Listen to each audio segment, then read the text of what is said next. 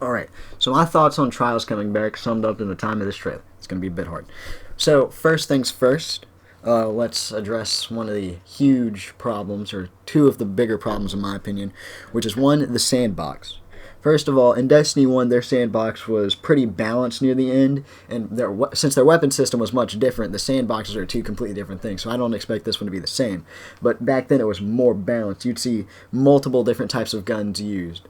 There would be that gun that's like king at the top, most used, but you could also use other guns and still combat it. It wasn't like the same few guns used over and over and over again. Which, if they fix the sandbox, which they are attempting to, if they do it right, then it should be fine. Secondly, one of the huge concerns is power level enabled. In my opinion, Trials still should have that power level enablement, but instead of doing it connected with the artifact, they keep it so it's just base gear.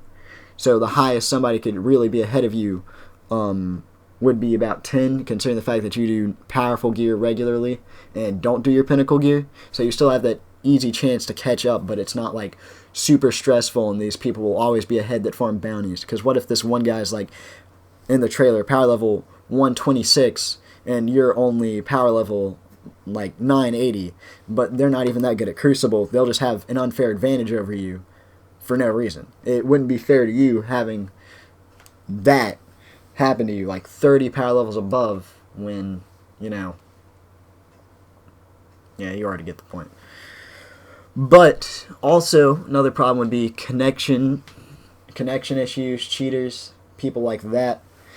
The people who will DDoS, the people who abuse infinite supers, just things like that.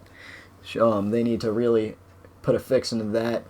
Like, possibly just do, if anybody has recorded proof of these cheaters, get rid of them. But, emphasize it. Like, give them very few chances, multiple offenses, and they're out. But also, it has to be very important things. Like, not just like your teammate lags out and you blame it on DDoSing, even though that's not the problem. It has to be correct. Like, the infinite super people like that, or faster rate of fire hackers, those would be easier to catch, so it would be better in that case. But the DDoSers and things like that still need to have something for them. Also, they should bring back scarabs. Those things were really nice. A nice thing to chase for.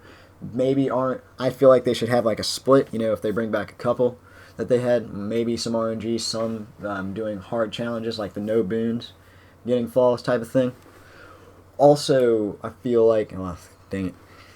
I feel like they should bring back boons so it's not, it's like Trials back then as well. It's not like all this super harsh stuff where if you lose one game, you are out for good.